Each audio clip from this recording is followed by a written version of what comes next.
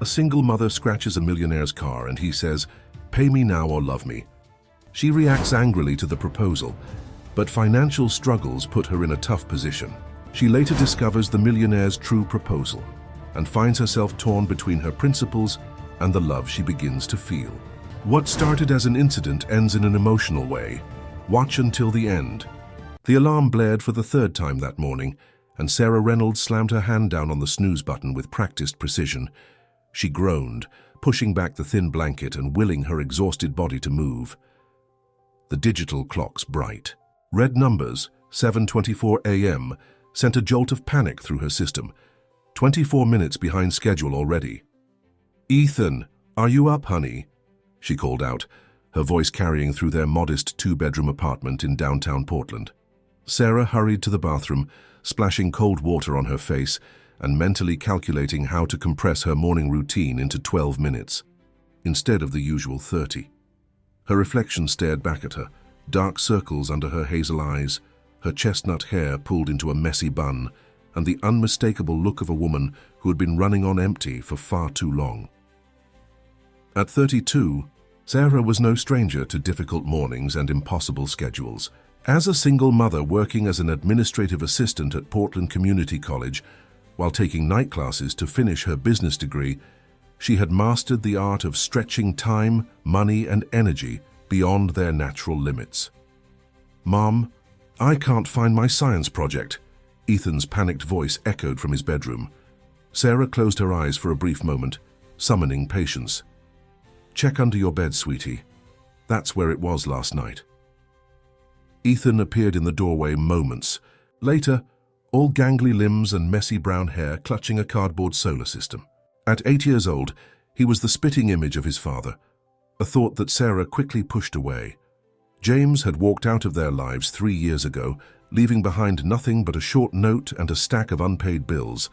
His promises of child support checks had materialized as infrequently as his phone calls to his son. "Got it," Ethan beamed, his smile revealing a newly missing tooth. "Can we have pancakes?" Sarah checked her watch. "Not today, buddy. Cereal and a banana, and we need to leave in 15 minutes.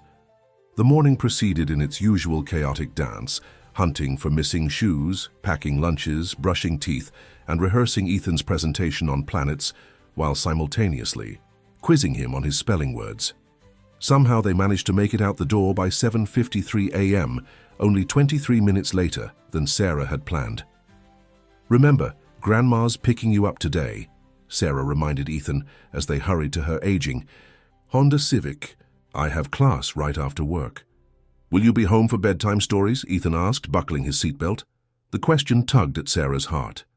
"I'll try my best, I promise. If not, we'll do 2 stories tomorrow night." Rain began to fall. As Sarah navigated the morning traffic, mentally rehearsing the presentation she needed to give at work that afternoon, the windshield wipers squeaked rhythmically, struggling to keep up with the increasing downpour. Portland's notorious weather was showing no mercy today. "Mom, I forgot to tell you, it's donation day at school. We're supposed to bring canned goods for the food drive." Sarah bit her lip, another expense she hadn't budgeted for. "We'll stop at the corner store. I think I have a 10 in my wallet." By the time they purchased the canned goods, dropped Ethan at school and got back on the road, Sarah was officially late for work. She took a shortcut through a wealthy neighborhood, an area where imposing houses sat back from the street, protected by ornate gates and manicured hedges. It was a world away from her cramped apartment in every sense. Lost in thought about her presentation, Sarah didn't notice the sleek black Mercedes pulling out of a driveway until it was too late. She slammed on her brakes, but the wet pavement offered no traction. The sickening sound of metal against metal filled the air as her Honda's front bumper collided with the Mercedes' driver's side door. For a moment, Sarah sat frozen, hands gripping the steering wheel. Her mind raced through calculations, her $500 insurance deductible, the missed hours at work, the potential increase in her already sky-high premiums. She watched in dread as the driver's door of the Mercedes opened and a tall figure emerged. He stood in the rain without seeming to notice it, surveying the damage with a clinical detachment. Even through the rain-streaked windshield, Sarah could see that everything about him exuded wealth and power, from his impeccably tailored charcoal suit to his confident stance. He turned his gaze toward her, and Sarah felt a chill that had nothing to do with the morning's dampness. Taking a deep breath, she grabbed her insurance information from the glove compartment and stepped out into the rain. "I'm so sorry," she began, pushing wet strands of hair from her face. "I didn't see you until... Do you make a habit of driving recklessly through residential neighborhoods?" His voice was deep and controlled, with an edge that made Sarah's spine stiffen. "No, of course not. It was an accident. An accident that could have been avoided with basic attention to the road." He ran a hand along the dent in his car door, his expression hardening. "This is a limited edition AMG GT.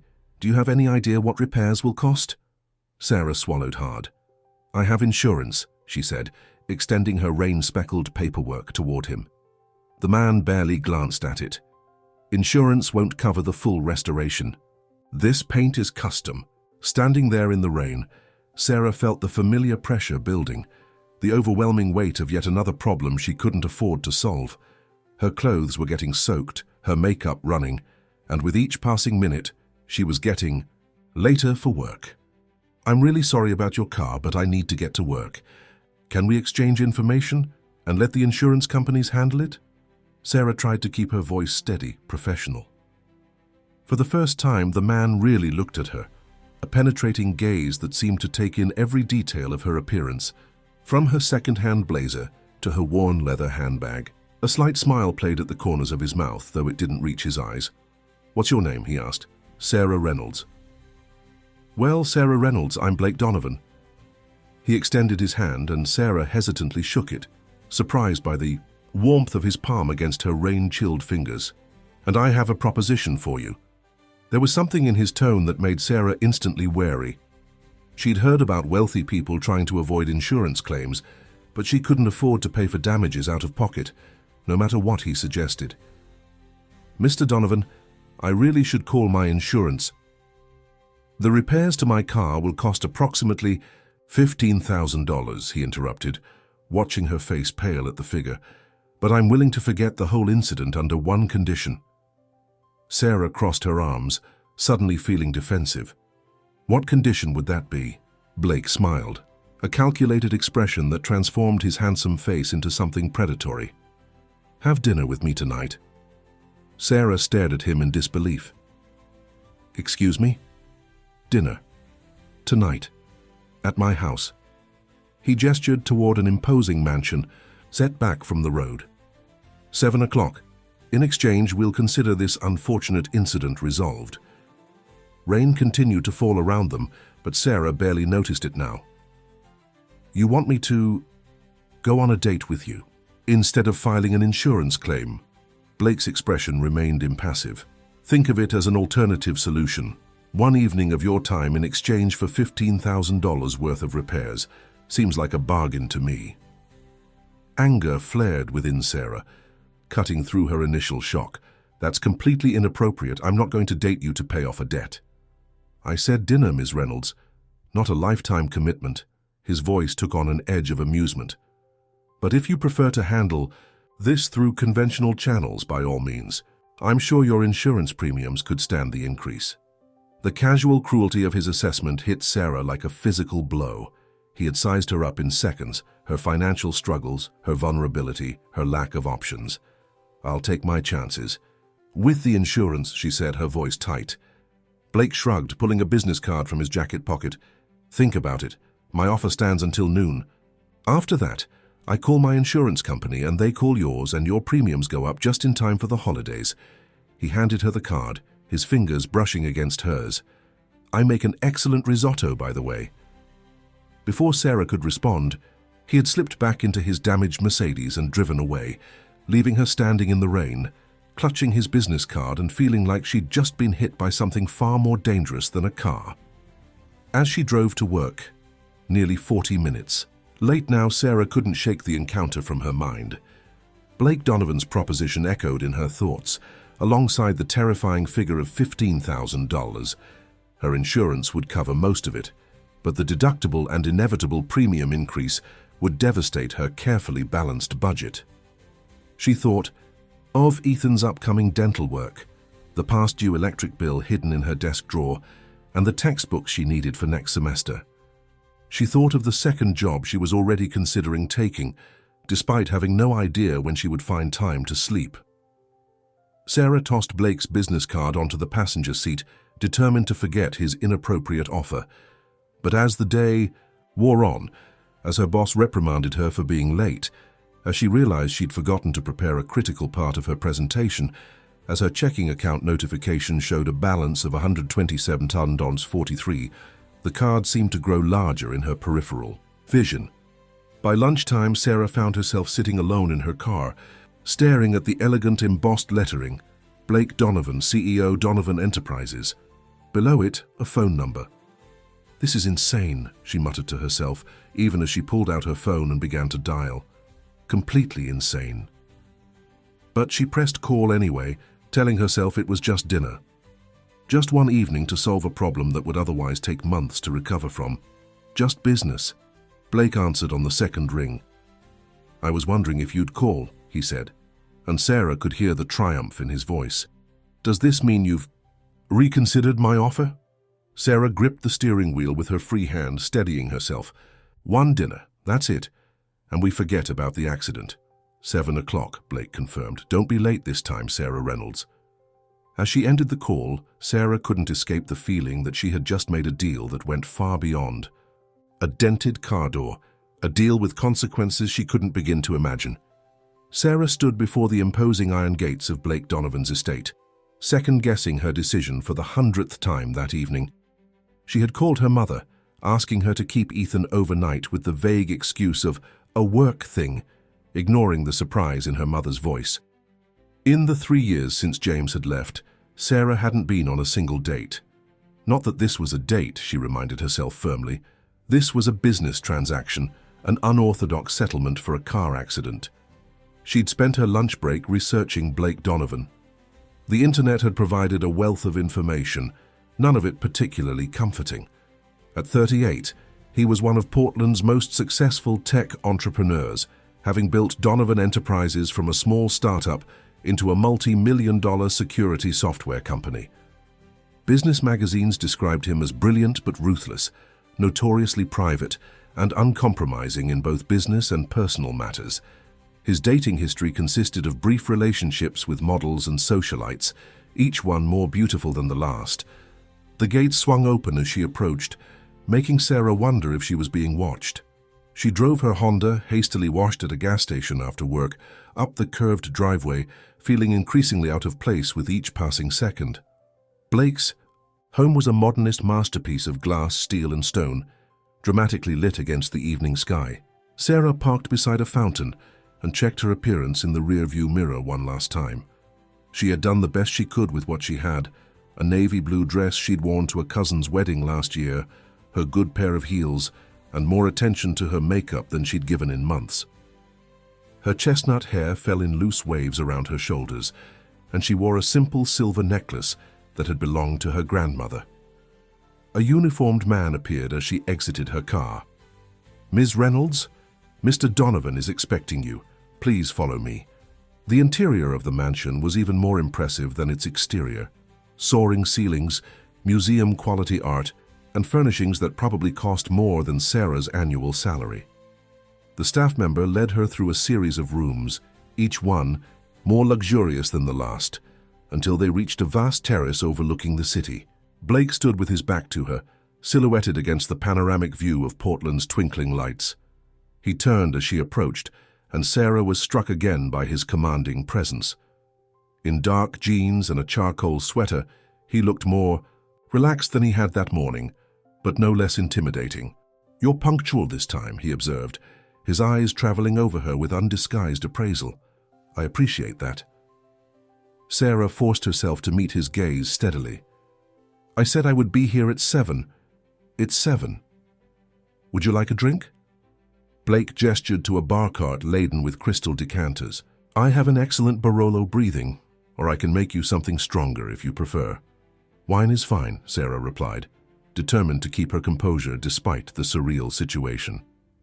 Blake poured 2 glasses with practiced ease, handing one to Sarah. Their fingers brushed briefly during the exchange, and Sarah was annoyed to find herself noticing the contact. 2 unexpected meetings, Blake said, raising his glass. Sarah didn't mirror the toast. 2 settling debts, she countered. A smile played at the corners of Blake's mouth as he took a sip. You don't like me very much, do you, Sarah? I don't know you, she replied carefully, but I don't particularly care for your methods. My methods? Coercing women into having dinner with you by threatening financial ruin. It seems problematic. Blake's eyebrows rose. Is that what you think is happening here? Isn't it?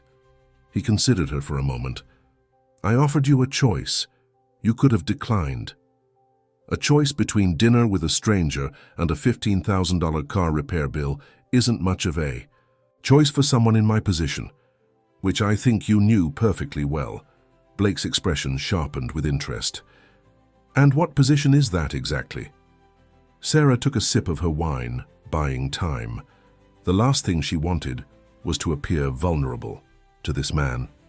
Let's just say that unexpected expenses aren't something I can easily absorb right now.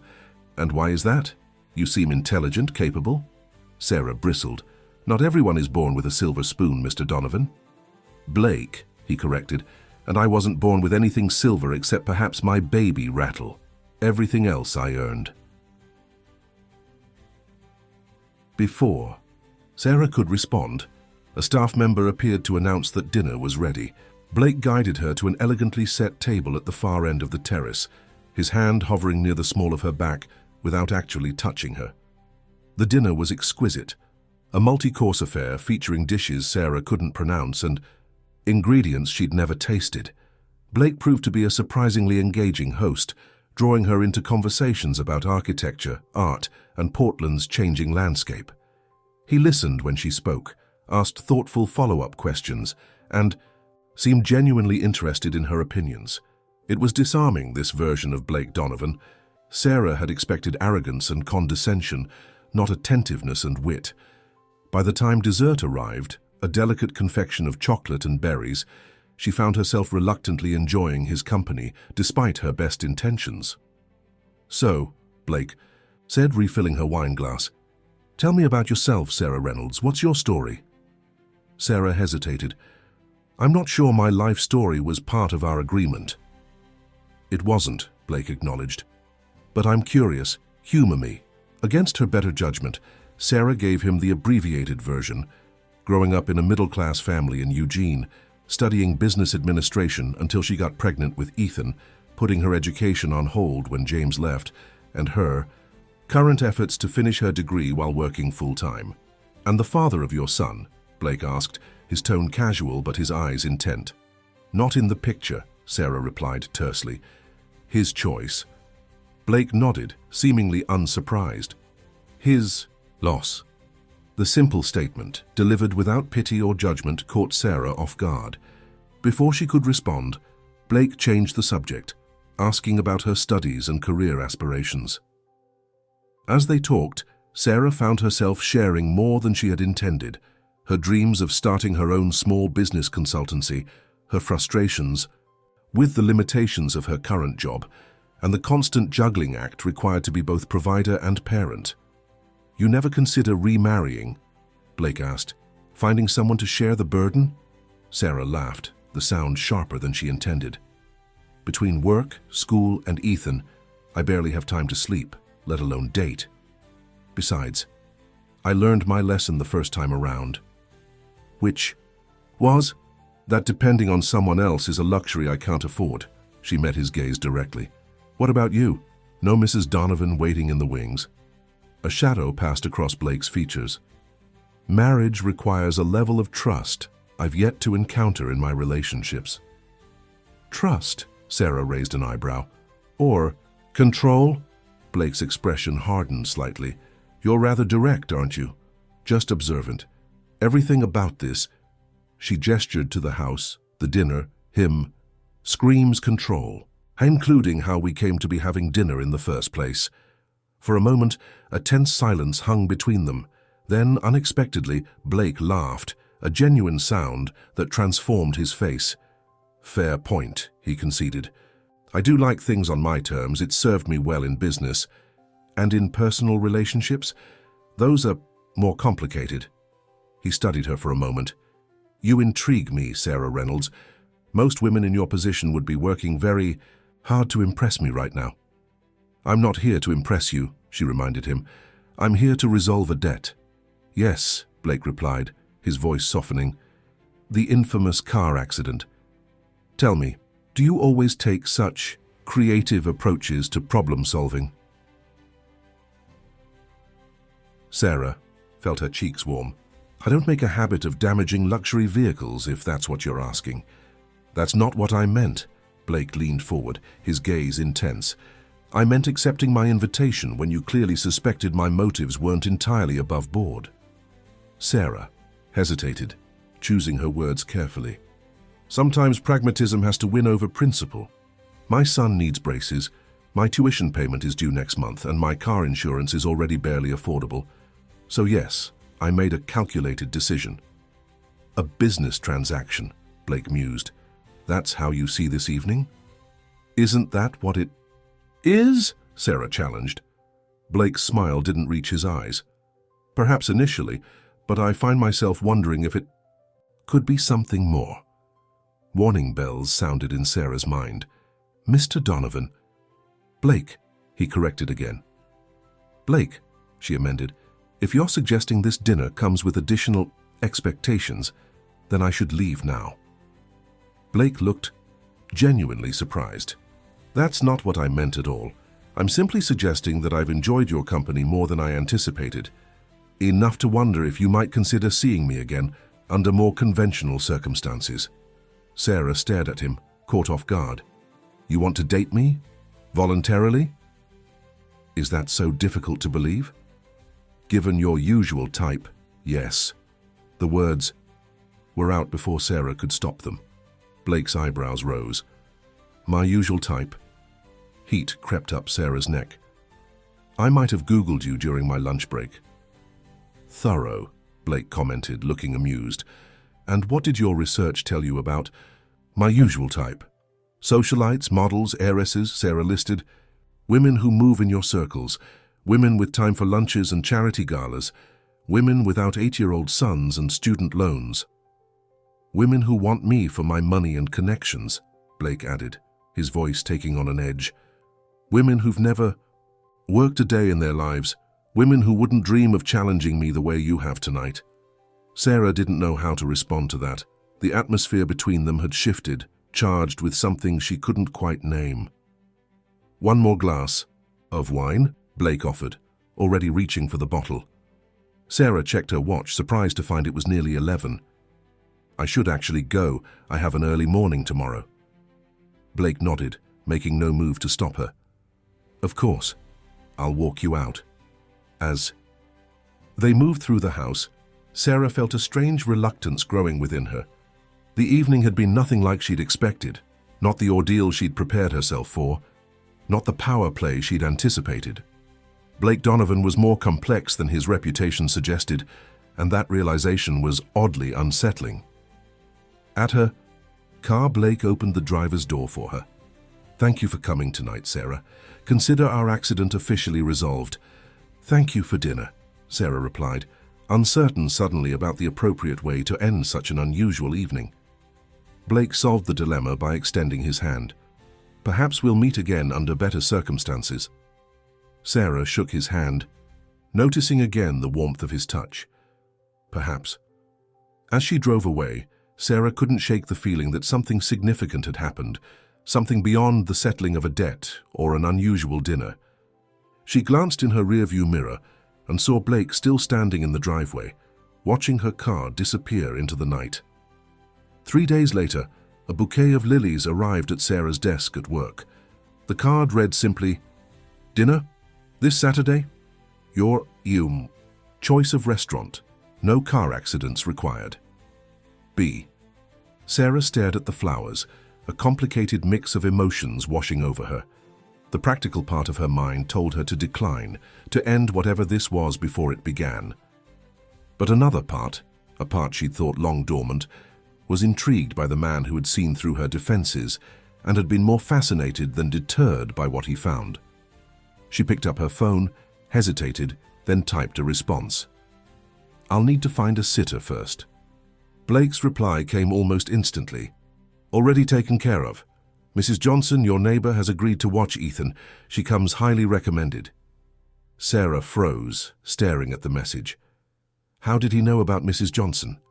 How did he know where she lived? The implications were disturbing. Before she could process this, another message appeared. "That was presumptuous of me. I apologize. Your neighbor mentioned she often watches Ethan when we spoke about the flower delivery. The offer stands, but the arrangements are entirely your choice." Sarah's unease remained, but it was now mingled with curiosity.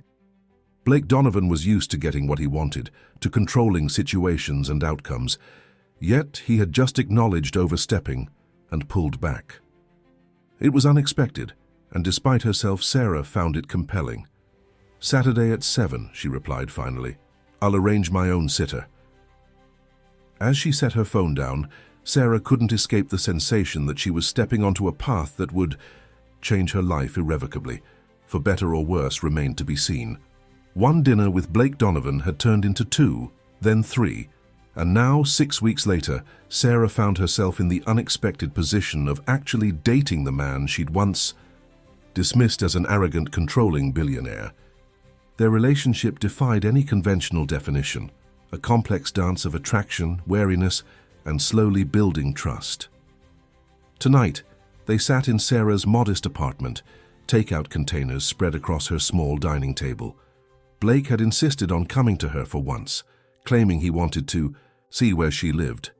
Sarah had spent the previous evening in a cleaning frenzy, acutely aware of how her IKEA furniture and second-hand decor would appear to someone who lived in a modernist mansion. "You're quiet tonight," Blake observed, watching her over his glass of wine, which he had brought along with a bottle that probably cost more than her monthly grocery budget. Sarah pushed her noodles around with her chopsticks. "Just tired, end of semester crunch. Is that all?" Blake's gaze was too perceptive as usual. Sarah sighed. "Ethan asked if you were my boyfriend this morning." Blake's expression remained neutral. "And what did you tell him?" "That we're friends who enjoy spending time together." A diplomatic answer. An honest one, Sarah countered. "I'm not sure what else to call this." She gestured between them. Blake set down his wineglass.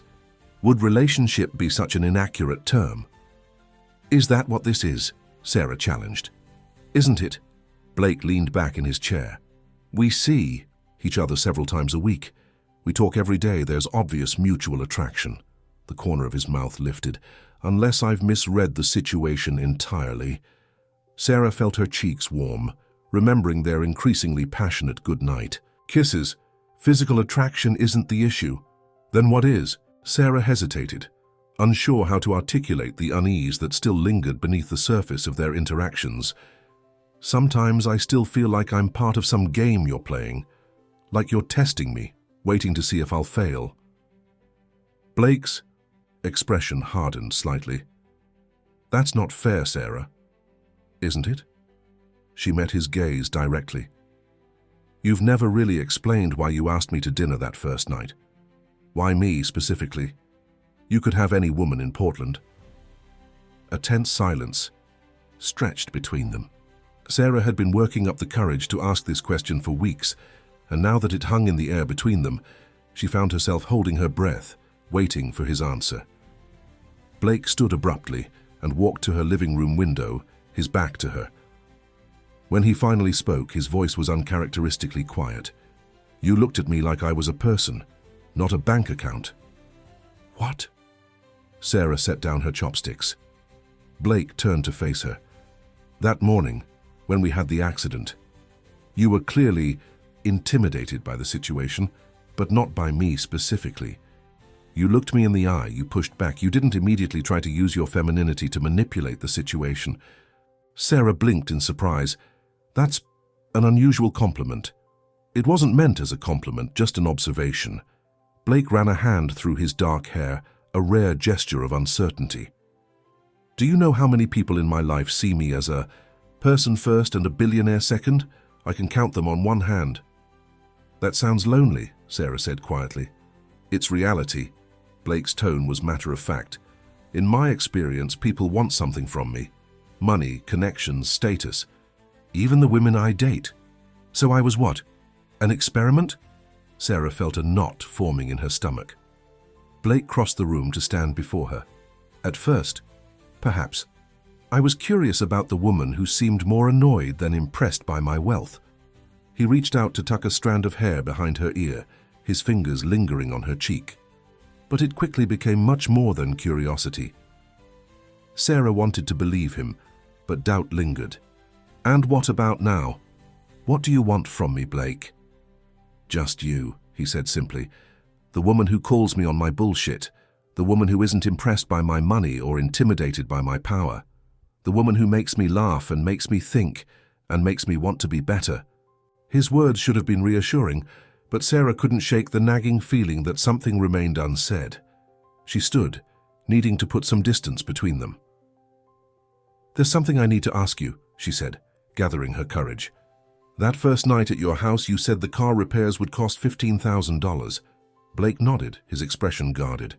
Yes, but when I mentioned it to my friend Mike, who works at an auto body shop, he said that even with custom paint and parts, the damage I saw couldn't possibly cost that much.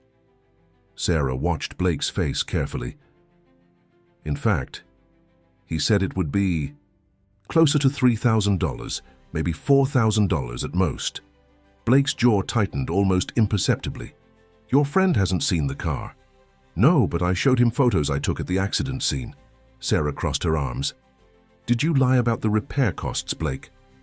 The silence that followed felt like a physical presence in the room. Blake's expression was unreadable, his posture tense. You did, didn't you? Sarah pressed when he didn't respond. You inflated the cost to make me feel more desperate, to ensure I'd accept your dinner invitation. Sarah, just tell me the truth. For once, be completely honest with me. Blake exhaled slowly. Yes, the actual repair cost was approximately $4,200. The confirmation felt like a blow, even though Sarah had suspected it. Why? Why manipulate the situation like that? Because I wanted to meet you and I didn't think you'd agree otherwise. Blake's voice was low, intense.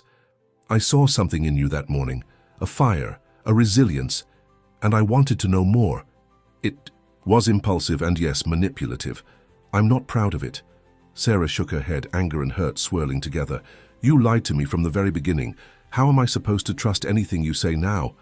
I've never lied to you since that day, Blake insisted, moving toward her. Everything else, everything about us, about how I feel, has been real. That doesn't change the fact that our entire relationship is built on a foundation of manipulation. Sarah shot back. You created a crisis for me to solve, knowing I was vulnerable financially. You played on my fears to get what you wanted. It wasn't like that, Blake argued. I made a split-second decision. A decision that showed exactly who you are, Sarah interrupted. Someone who uses power and money to control situations and people. Someone who thinks the end justifies the means. The words hung in the air between them like physical things. Blake's expression shifted from defensive to something more vulnerable. You're right, he said finally, his voice quiet. That's who I was. It's who I've been for most of my life, but being with you, it's changing me, Sarah. People don't change that easily, Blake. Not easily, no. But they can change. He moved closer, reaching for her hand. Sarah allowed the contact despite her anger. I grew up with nothing. My father left when I was 4. My mother worked 3 jobs and still couldn't keep the lights on half the time. I promised myself I would never be powerless again. And somewhere along the way, that turned into needing to control everything and everyone around me. Sarah listened, her anger tempered by the raw honesty in his voice. I built walls to protect myself, Blake continued. Money became my shield, my weapon, my identity. I forgot how to connect with people as anything other than transactions or conquests. His fingers tightened around hers. Until you make me want to tear down those walls. Sarah looked into his eyes, searching for deception and finding only vulnerability. It was disarming to see this powerful man stripped of his usual armor. "I need time to process this," she said finally. "I can't just ignore the fact that you manipulated me from the start." Blake nodded, releasing her hand. "I understand. For what it's worth, it's not something I would do now. Because you've changed." Sarah couldn't keep the skepticism from her voice. "Because I care about you," Blake replied simply, "more than I've cared about anyone in a very long time." The confession hung in the air between them, heavy with implications. Sarah didn't know how to respond, torn between the undeniable feelings she had developed for Blake and the betrayal of learning their relationship had begun with a calculated lie. "I should go," Blake said finally, reaching for his jacket. "Give you the space you need." Sarah nodded, walking him to the door in silence. At the threshold, Blake turned to face her. "For what it's worth, Sarah, I'm sorry. I know that doesn't fix anything, but I need you to know that what started as a game has become the most real thing in my life." Sarah leaned against the doorframe, studying his face. "I need time to think, Blake." "Take all the time you need." His hand lifted as if to touch her face, then dropped back to his side. "I'll be here when you're ready to talk." After he left, Sarah sank onto her couch, emotions churning. The revelation shouldn't have surprised her. She'd suspected from the beginning that Blake operated by his own set of rules. Yet the confirmation hurt more than she had anticipated. It wasn't just the lie about the car. It was what the lie represented. A fundamental imbalance of power, a manipulation of her vulnerability. For the next week, Sarah avoided Blake's calls and messages. She threw herself into final exams and work, using busyness as a shield against confronting her feelings. Ethan noticed her distraction, asking multiple times why Mr. Blake hadn't visited recently. "He's busy with work, honey," Sarah would answer, the half-truth bitter on her tongue. On Friday afternoon, as Sarah was rushing to pick up Ethan from school, her phone rang with an unfamiliar number. "Ms. Reynolds." "This is Patricia Mills from Portland Community College's financial aid office." Sarah's stomach tightened. Her latest tuition payment had been due 3 days ago, and she was still short by nearly $800.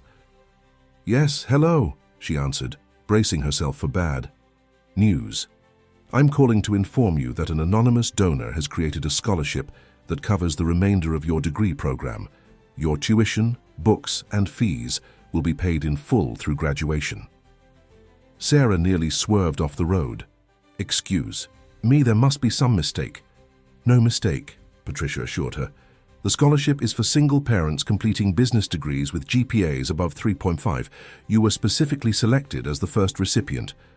Sarah knew immediately who was behind this. Did this anonymous donor happen to have the initials BD? "I'm not at liberty to say," Patricia replied, but her tone confirmed Sarah's suspicion. "The funds have already been applied to your account. Congratulations, Ms. Reynolds." After hanging up, Sarah pulled her car into a grocery store parking lot, anger and confusion overwhelming her. Blake had bypassed her boundaries again, making decisions about her life without consultation. Yet the gesture would relieve an enormous financial burden, giving her freedom she hadn't dared hope for. That evening, after putting Ethan to bed, Sarah finally called Blake. "You can't buy my forgiveness," she said without preamble when he answered. "I didn't intend to," Blake replied, his voice carefully neutral. "The scholarship is yours regardless of what happens between us. No strings attached." "Everything with you has strings attached," Sarah countered. "Not this time." Blake's tone softened. "You've worked too hard to worry about whether you can afford to finish your degree. Consider it an apology if you like, but not a bribe." Sarah sighed, sinking onto her bed. "You should have asked me first. Would you have accepted if I had?" "No," Sarah admitted. "Exactly," Blake said. "You're too proud, too determined to do everything on your own. It's admirable, but sometimes accepting help doesn't mean surrendering your independence." The words struck a chord. Sarah had been so focused on never being vulnerable, on never depending on anyone after James left, that she'd built walls as high and thick as Blake's, just of a different kind. "I miss you," Blake said into the silence. "These past 7 days have been difficult." Sarah closed her eyes, the simple confession undermining her resolve. "I miss you too," she admitted. but I'm still angry." "I know," Blake replied, "and you have every right to be. I manipulated the situation from the beginning. But Sarah, please believe that everything since then, everything I feel for you is real." "How can I be sure?" Sarah asked, the question that had been haunting her all week finally spoken aloud. "Have dinner with me tomorrow," Blake suggested. "I want to show you something." Sarah hesitated, then agreed, curiosity overcoming her reservations. The following evening, Blake picked her up in a more modest car than his usual, a simple black SUV with tinted windows. Instead of heading toward his mansion or one of the upscale restaurants they typically frequented, he drove to a working-class neighborhood on Portland's east side. "Where are we going?" Sarah asked, growing increasingly confused as they passed. "Small bungalows and apartment complexes." "My past," Blake replied cryptically. He finally parked in front of a rundown apartment building. Paint peeled from the window frames, and several concrete steps leading to the entrance were cracked. "I lived here from age 4 until I left for college," Blake explained, his gaze fixed on the building. "Apartment 3B, 2 rooms, 1 bathroom. That barely worked. My mother cleaned houses during the day and waited tables at night. Sometimes she had a third job on weekends." Sarah looked at him in surprise. "You grew up here?" Blake nodded. "This is where I learned that money equals power, and that without it, you're at everyone else's mercy." He turned to face her. "My father walked out with everything in our bank account. The landlord threatened to evict us. The power company cut off our electricity in the middle of winter. People looked at my mother, educated, intelligent, hard-working, like she was nothing because she couldn't pay her bills on time. Blake, I swore I would never be powerless again," he continued, his voice tight with emotion. "I worked 2 jobs through high school, got a scholarship to college, and built Donovan Enterprises from nothing. Money became my armor, my security. I convinced myself that everyone had a price, that relationships were transactional, because that's what I had seen all my life." Sarah reached over and took his hand, moved by the raw honesty in his voice. "When I met you," Blake said, his fingers tightening around hers, "I saw someone facing the same struggles my mother did, working impossible hours, sacrificing everything. For her child, trying to keep it all together through sheer force of will. But where my mother broke under the pressure, you seemed to grow stronger." "I'm not as strong as you think," Sarah admitted quietly. "You're stronger," Blake insisted. "It takes more courage to remain open and loving in this world than it does to build walls and accumulate power. I've spent 15 years perfecting the latter. You've been teaching me the former." He turned in his seat to face her fully. "I manipulated our first meeting because it's the only way I knew how to interact with people. I've spent so long seeing relationships as power, dynamics as competitions to be won, that I didn't know any other approach. But you've shown me there's another way to live." Sarah studied his face, seeing vulnerability she'd never witnessed in him before. "Why show me this place now?" "Because I want you to understand me," Blake replied simply. "The good and the bad. Where I came from shapes who I am, but it doesn't have to define who I become." He paused, his expression serious. "I'm not asking you to forgive the manipulation. I'm asking for a chance to prove I can be better, that I want to be better." In that moment, something shifted between them. Sarah saw past the wealthy, controlling CEO to the boy who had grown up in that apartment, frightened by his family's precarious existence, determined never to feel that powerless again. She recognized in him the same fears that had driven her own choices after James left, the desperate need for control, for independence, for protection against vulnerability. "I can't promise anything," Sarah said finally, "but I'm willing to try." Blake's relief was palpable. "That's all I'm asking for." As they drove away from his childhood home, Sarah realized that they were both at a crossroads. Blake was learning to dismantle his walls, to trust in something beyond money and power, and she was learning that perhaps independence didn't have to mean isolation, that accepting someone else's support didn't necessarily mean surrendering her autonomy. The weeks that followed brought a gradual rebuilding of trust. Blake made consistent efforts to respect Sarah's boundaries, consulting her before making decisions that affected her life and showing genuine interest in her opinions and concerns. He introduced her to his board of directors at a company event, proudly explaining her business insights and educational goals. And most significantly, he began spending time with Ethan, initially through casual ice cream outings and park visits, and eventually through deeper involvement in the boy's life. Sarah watched with surprise and growing warmth as Blake, who had seemed so ill-suited to childcare, patiently helped Ethan with his science project, taught him chess, and showed up for his school play with flowers and enthusiastic applause.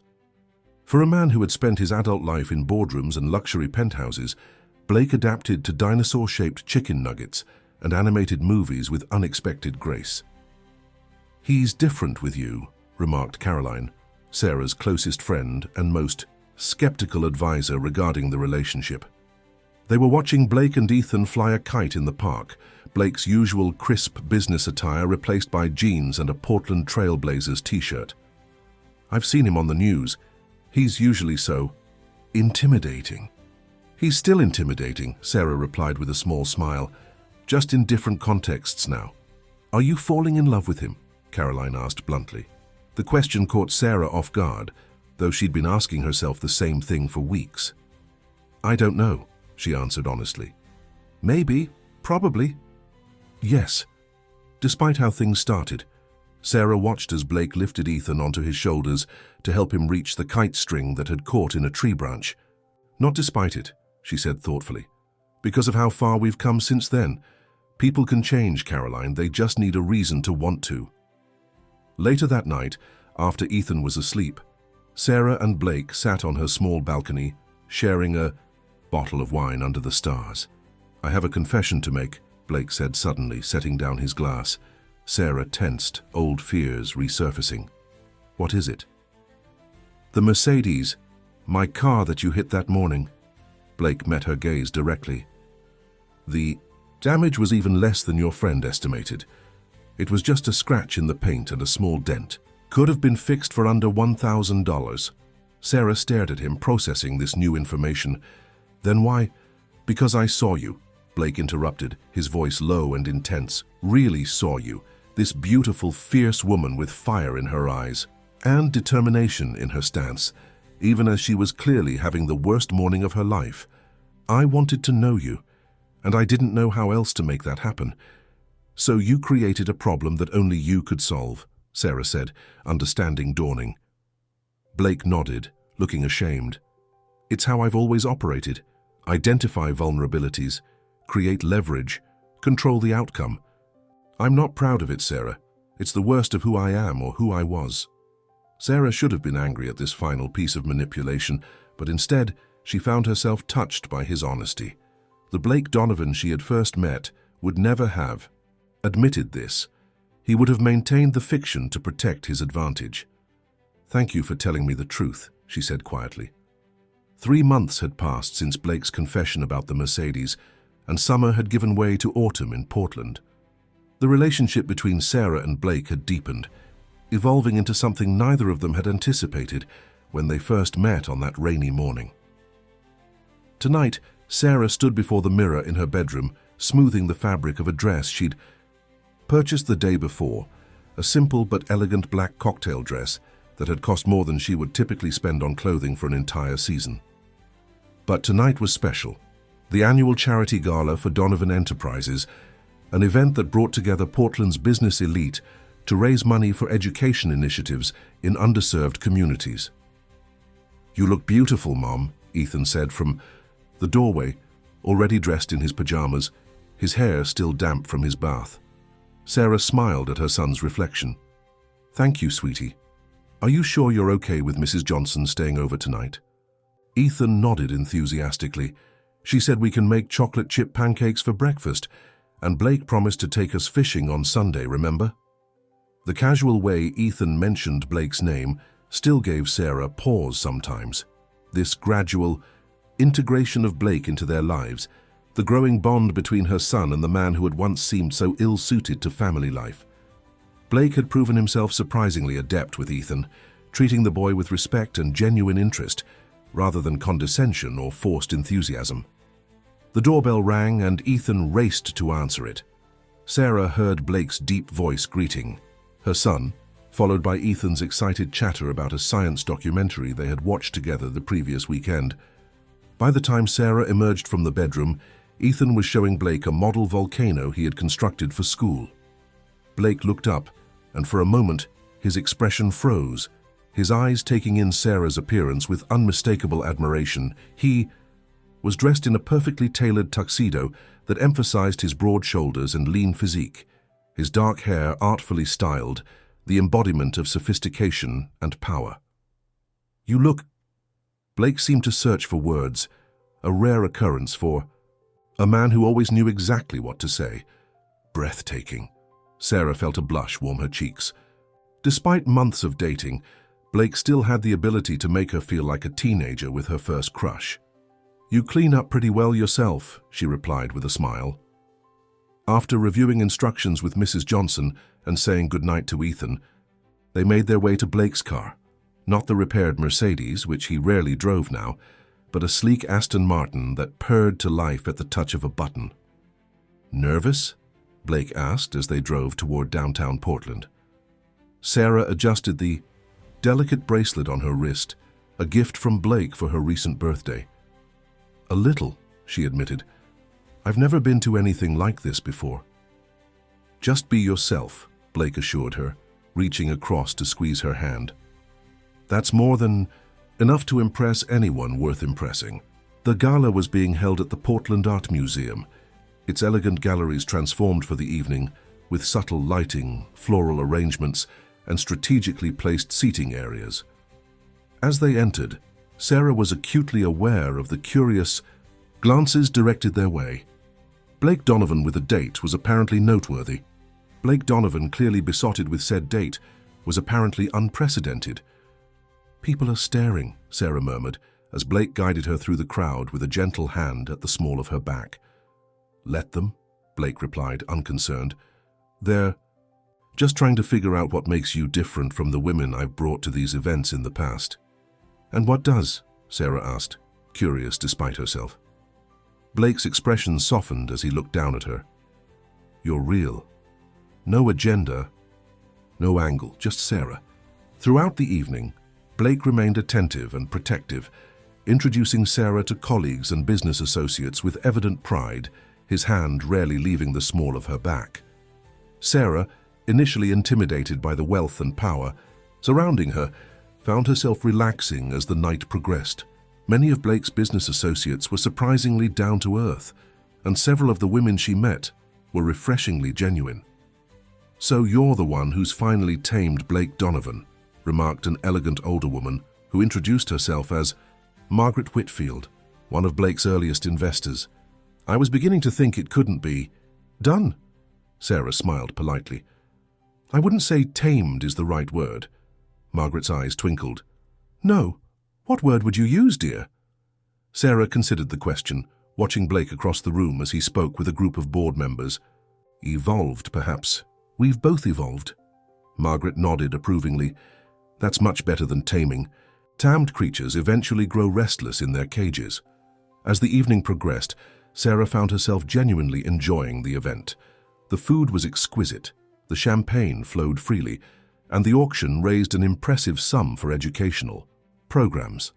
Blake seemed different here than he did in private, more formal, more carefully controlled, but Sarah could still see the man she had come to care for beneath the polished exterior of CEO Blake Donovan.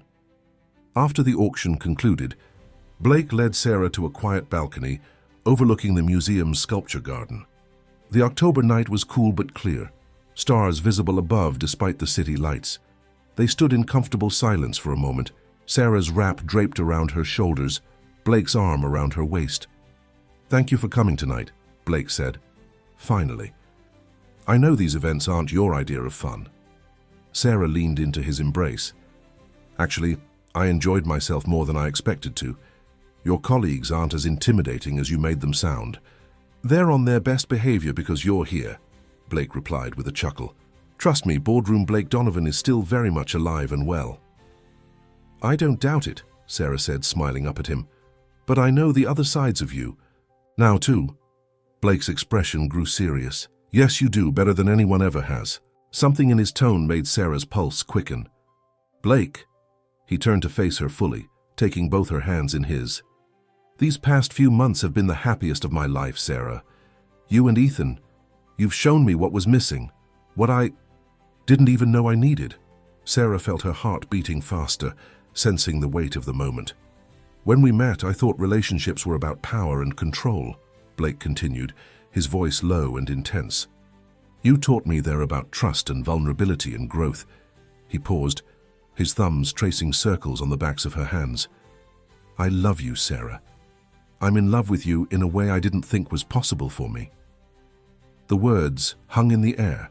Between them, the first time either had spoken them aloud. Sarah felt tears prick at the corners of her eyes, overwhelmed by the naked emotion in Blake's expression. "I love you too," she whispered, the admission both terrifying and liberating. Blake's smile was radiant as he pulled her close, kissing her with a tenderness that belied his usual intensity. When they finally broke apart, he rested his forehead against hers, his breathing uneven. "Move in with me," he said suddenly. "You and Ethan, come live at the house." Sarah drew back slightly, surprised by the offer. "Blake, that's too soon?" he asked, looking uncertain. "Too much?" "A bit of both, maybe," Sarah replied honestly. "My apartment may not be much, but it's our home. Ethan has his school, his friends, and I need to maintain my independence, for both our sakes." Blake nodded, disappointment evident in his expression, but understanding too. "I don't want to push you, I want more time with both of you." "And we want more time with you," Sarah assured him. "But living together is a huge step, especially for Ethan. We need to think carefully about what's best for him." "You're right," Blake conceded, pulling her close again. "As usual, we'll take it at your pace." As they rejoined the gala, Sarah felt a contentment she hadn't experienced in years, perhaps ever. The evening concluded with a slow dance, Blake holding her close as they swayed to the music, oblivious to the curious glances still directed their way. Later that night, as they drove back to Sarah's apartment, Blake seemed lost in thought, his usual confident demeanor replaced by something more hesitant. "What's on your mind?" Sarah asked, noticing his distraction. Blake glanced at her, then back at the road. "I have a business trip next week to New York. I'll be gone for 4 days." "Okay," Sarah said, wondering why this seemed to trouble him so much. "We'll manage. It's not the first time you've had to travel." "I want you and Ethan to come with me," Blake said, the words coming out in a rush. "It's during his fall break from school. We could make a vacation of it. See the sights, catch a Broadway show, visit the Museum of Natural History. Ethan would love the dinosaur exhibits." Sarah hesitated. "Blake, I can't just leave work on such short notice." "I've already spoken." "To your boss," Blake interrupted. "She said you have vacation days available and the timing is good since it's a slow period at the office." Sarah stiffened slightly. "You talk to my boss without discussing it with me first?" Blake seemed to realize his mistake immediately. "I shouldn't have done that. I'm sorry. Old habits." He ran a hand through his hair. "I get excited about an idea and charge ahead without considering the proper approach." The apology was immediate and genuine, and Sarah felt her irritation fade. This was one of the ways Blake had changed, his ability to recognize when he was overstepping and correct course without defensiveness. "It's all right," she said after a moment.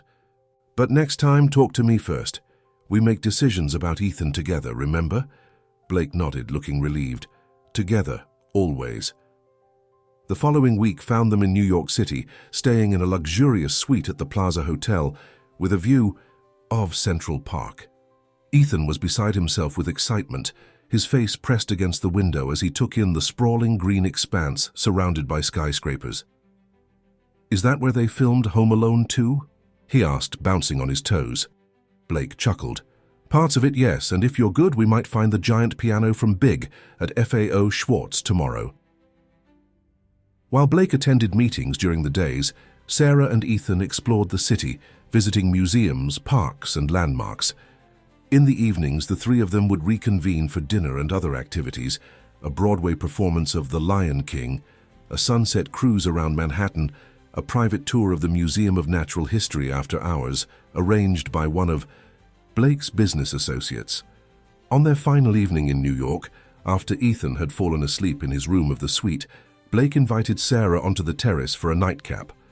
The city lights stretched before them, a glittering tapestry of human ambition and energy.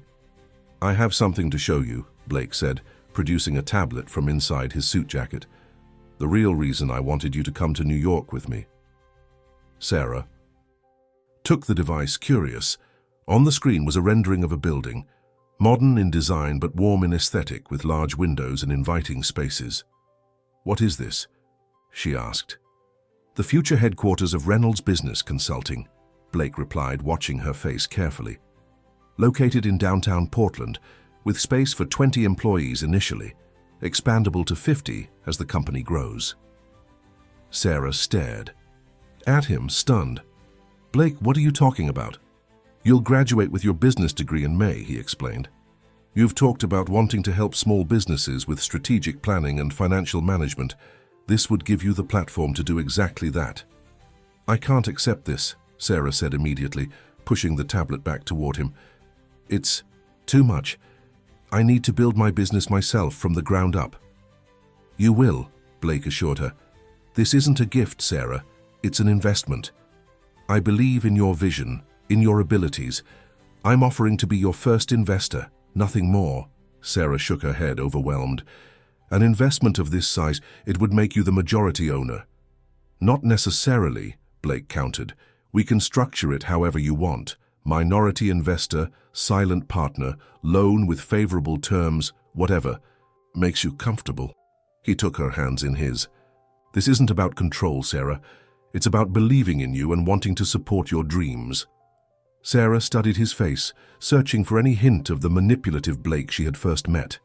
Instead, she saw only sincerity and a desire to give her the same opportunities he had received early in his career. "I need to think about it," she said finally.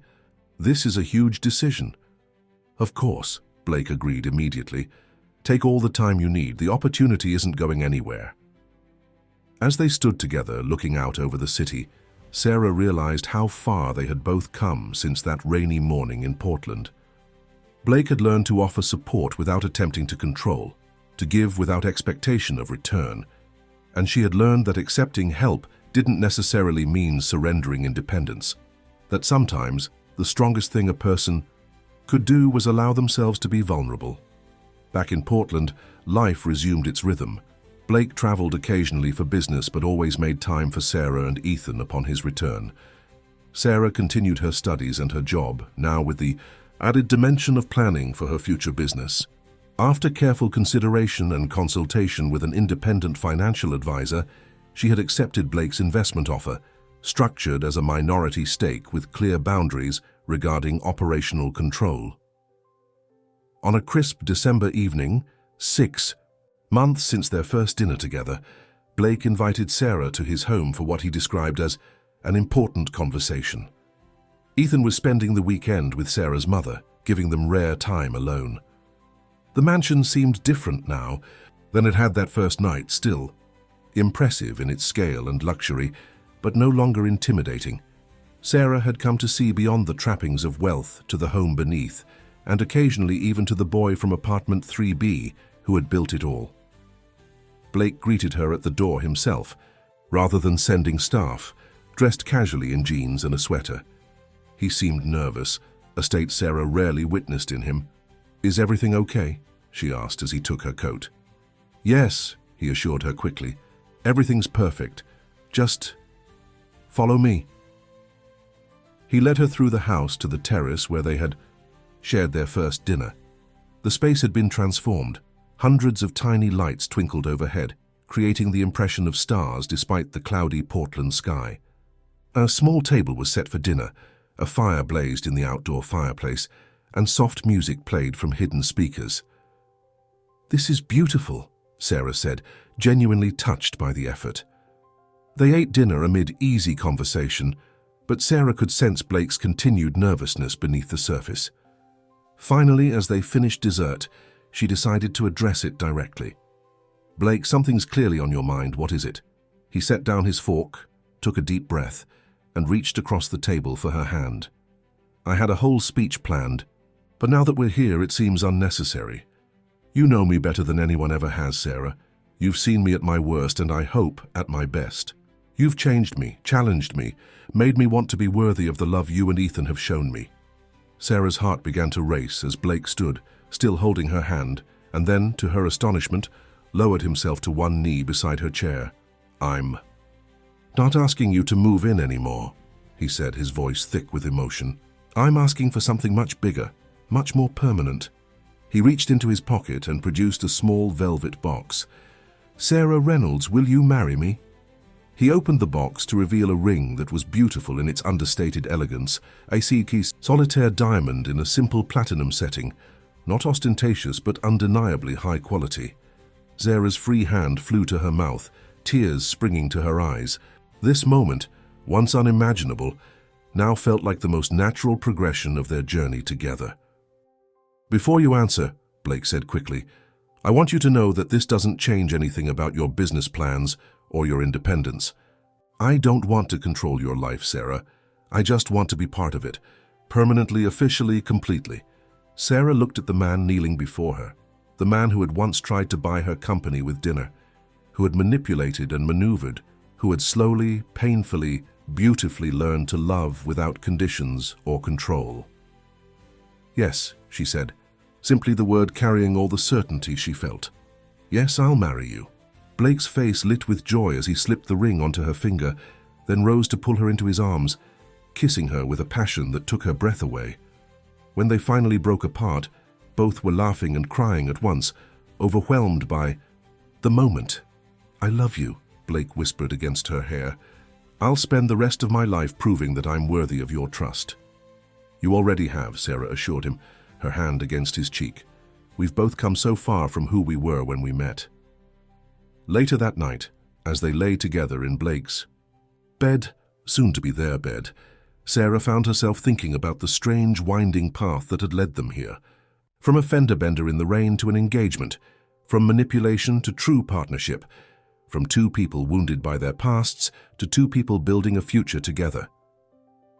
What are you thinking about? Blake asked, his fingers tracing patterns on her bare shoulder. Sarah smiled in the darkness.